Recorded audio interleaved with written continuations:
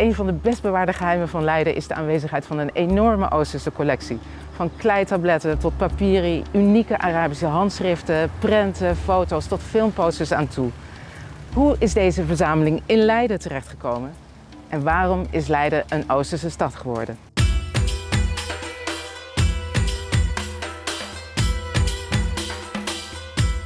In deze serie reist de Iraaks-Nederlandse Laila Al-Zwaini door de Oosterse collectie van de Universitaire Bibliotheek in Leiden. Ze zwerft door de stad op zoek naar de overblijfselen uit het Midden-Oosten en achterhaalt waarom al dat moois juist te vinden is in het Leiden van nu. Hey Casper. Hey Laila, goed je te zien. Hoi. Ja, insgelijks. Welkom namens de Universiteit Leiden. Dankjewel. Hier in het hart van de academie. Ja, ik zie het. En ik ben op ontdekkingsreis door het Midden-Oosten via de collecties van Leiden. Dan ben je op de beste plek aangekomen, denk ik. Hè? Want Ja. hier is wel de eerste bibliotheek. Echt waar? Jazeker, hier achter die glazen ramen, hier, wat Oké. nu de gewelfkamer is. En daar was lange tijd één boek eigenlijk het eigendom, maar wel een heel belangrijk boek. En dat boek Ja. was ook echt dat weerspiegelde eigenlijk al de interesse in de Oosterse wereld. Dat was een polyglotbijbel, een meertalige bijbel. In Zo. het Hebreeuws, Ja, Aramees, ja, Syrisch Ja. en Grieks. ja. De grondtalen van de Viertaal. Bijbel. En dat was het eerste geschenk. Betekent natuurlijk ontzettend veel, maar geeft ook Ja. wel aan dat er interesse was voor de Oosterse wereld. Maar als we meer te weten willen komen over Oosterse collecties, Ja, graag. moeten we naar binnen toe.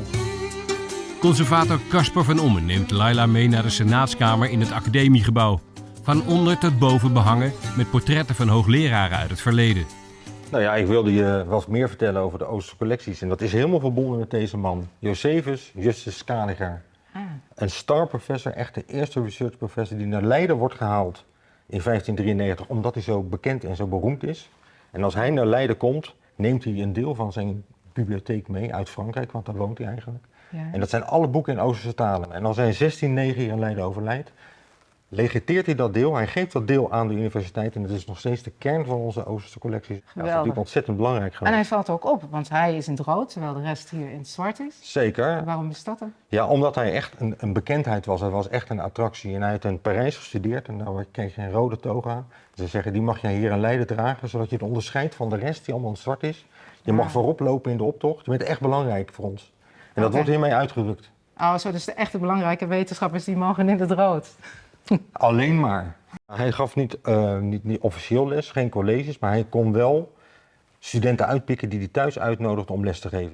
Met dat hele grote netwerk van studenten, maar ook zijn netwerk door heel Europa, gebruikte hij ook om allerlei boeken en handschriften, Oosterse zaken, naar Leiden te halen. Hij is nooit in de Oosten geweest. Hij is er nooit bleef hier. geweest? Nee, hij is er nooit geweest.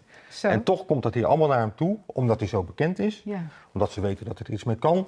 En je ziet hem hier ook werken aan een Oosters handschrift, een Ah, ja. Koranhandschrift. Oh ja, dat lijkt wel Arabisch. Dat is het ook, maar het staat wel op zijn kop. Oh, Want de schilder wist niet precies hoe dat moest afbeelden. Maar het handschriftje zit wel in zijn collectie. al die boeken en prenten en weet ik wat al meer, dat kwam allemaal van heinde en verre naar Leiden toe. Maar hoe werd dat dan allemaal bewaard? Ja, in een bibliotheek, en zoals we dat nu nog steeds doen. Alleen, ja, we moeten natuurlijk een 17e-eeuwse bibliotheek Ja. vinden. Daarvoor moeten we een pand hieruit, naar links zie je het Raadmurg op. En dat is een heel mooi voorbeeld van een bibliotheek uit die tijd. Zullen we daar Zo. naar gaan kijken? Jazeker. Ja, ga je mee? Jazeker. Leuk. De oudste universiteitsbibliotheek was gevestigd aan het Rapenburg, maar deze is helaas niet bewaard gebleven. Dat was een kettingbibliotheek waarbij de kostbare boekwerken met een ketting beveiligd waren tegen diefstal. Even verderop aan het Rapenburg is wel een oorspronkelijk 17e-eeuwse bibliotheek gevestigd, de Bibliotheca Titiana. Nou, Leila, we staan hier in een 17e-eeuwse bibliotheek. Bijeengebracht door Johannes Titius, een boekenverzamelaar. Die allerlei boeken verzamelde, maar niet gespecialiseerd was op het Midden-Oosten. Oké. Maar er zijn wel boeken te vinden op dat gebied. Ja? En daar heb ik er hier 2 van neergelegd. Die alle 2 met Scaliger te maken hebben, waar we het net ook over hebben gehad. Ja. En die ook eigenlijk reflecteren waar Scaliger mee bezig was. Hij was altijd bezig met het leren van taal. Hier probeert hij Turks te leren.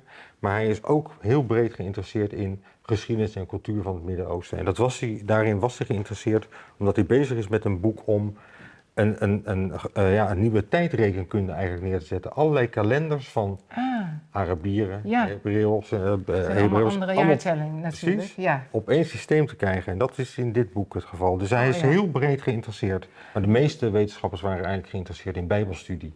En die waren op zoek naar bronteksten om de Bijbel eigenlijk te kunnen begrijpen. Vooral het Oude Testament natuurlijk. Ja. En een voorbeeld daarvan, of het met de studie heeft te maken, heb ik aan de andere kant liggen. Ah, ja. Een mooie kaart, gedrukt door de uitgever Blauw, een kaartendrukker en atlassenmaker in Amsterdam. Die hier het Heilige Land afdrukt op een plaat. En daar zit ook natuurlijk allerlei informatie in het boek over het land zelf. Wat doet men daar? Wie woont er? Waar verdienen ze hun geld mee? En dit is echt de state of the art op dat moment. Dat alle informatie die er is, wordt steeds verwerkt door Blauw tot een soort nieuw product. En hier zien we dan de kaart van het Heilige Land uit 1629 door Blauw gedrukt. Heel accuraat. Kunsthistorica en Arabiste Luit Mols ontvangt Laila in de universiteitsbibliotheek. Dit lijkt op de kaart die ik net gezien heb bij Casper. Ja, dat klopt. Alleen dit is wel een andere versie. Want wat je hier ziet is dat hij ook nog met de hand is ingekleurd. Dus het was een iets luxere versie. En dat die luxe was, dat zie je eigenlijk ook aan deze boekband. Die is prachtig gemaakt van perkament, goud gestempeld. Hier zien we de Middellandse Zee. Hier zien we de Rode Zee. Hier Egypte. Maar hier zien we echt het Heilige Land, wat nu Palestina en Israël is. En waar is Jeruzalem? Ja, dat is hier. Waarom was men eigenlijk zo geïnteresseerd in het Heilige Land? Ja, dat was omdat het Heilige Land de geboortegrond is van Jezus en van het christendom. Daarom was het van belang voor christenen door de hele periode heen, in Europa ook. Maar het was ook van belang omdat hier wordt Arabisch gesproken. En Arabisch is net zoals Hebreeuws een Semitische taal. Ja. En de Bijbel is voor het grootste gedeelte in het Hebreeuws geschreven. En het Arabisch, dachten wetenschappers, dat kon dienen als een soort van hulptaal voor het ontcijferen van en het oplossen van bepaalde onduidelijkheden in die Hebreeuwse Bijbeltekst.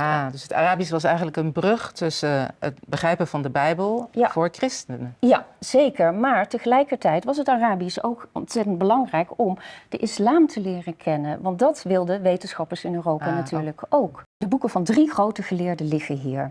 Ja. Thomas Erpenius, de eerste hoogleraar Arabisch in Leiden, maakte deze Arabische grammatica. 200 jaar lang heeft hij gediend voor alle wetenschappers in Europa om Arabisch te leren. Vanaf de 17e eeuw dus al. Precies. Ja. Hier zien we van Raffalenghius een woordenboek, Arabisch-Latijn. Nou, Raffalenghius was niet alleen maar wetenschapper, maar hij was ook drukker. Hij was de eerste drukker die Arabisch drukte in Leiden. En ik zie ook hier de naam van Scaliger staan. Ja, hier staat ex legato illustris Viri Jozef Scaligeri. Dus het komt uit het legaat van Jozef Scaliger. Ja. Dit is 1613 en dit is 1653. En je ziet het verschil, hè? Zo, deze is een stuk groter inderdaad. Ja, dit is het woordenboek van Golius. En Golius was een van de, ook de grote Arabische wetenschappers in Leiden. En de reden waarom dit boek zoveel groter is omdat er veel meer manuscripten uit het Midden-Oosten in Leiden terechtkwamen, omdat men ging verzamelen. En dat moest ook, want je kon natuurlijk geen studie van het Arabisch of de Arabische wetenschappen doen zonder al die manuscripten. Ja, dat begrijp ik. En Golius heeft zich ook gebaseerd op dit woordenboek. En dat is heel erg belangrijk, want hij gebruikte dus Arabische woordenboeken. Zo, dat is moeilijk. Uit de Arabische wereld om te komen tot zijn Arabisch-Latijnse woordenboek. En dat was gedrukt. En dit is helemaal met de hand geschreven. Ja. En je ziet ook van rechts naar links, zoals je het Arabisch schrijft. Zo zien we de boeken ook, de 3 of 2, die ook van rechts naar links gaan. Dat klopt. Wat prachtig. Je ziet hier een heel mooi titelblad. Ja zeg, met een prachtige illustratie ook. Is dat helemaal met de hand gemaakt? Ja, dat is allemaal met de hand versierd, een illuminatie. En wat zo bijzonder is aan Golius is dat hij niet alleen manuscripten verzamelt, handschriften verzamelt om die Arabische taal te leren, maar ook om al die Arabische wetenschappen, zeg maar, voor een groter publiek in Europa beschikbaar te maken.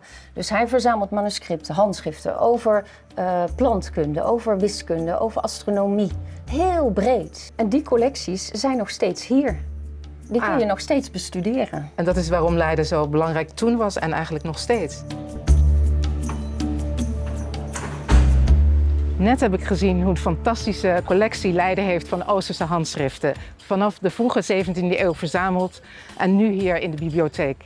Er zijn nog oudere tekstdragers, namelijk kleitabletten. Daarop is geschreven met spijkerschrift en die zijn wel 4000 jaar oud. Daarvoor moet ik naar het Rijksmuseum van de Oudheden en dat gaan we de volgende keer zien.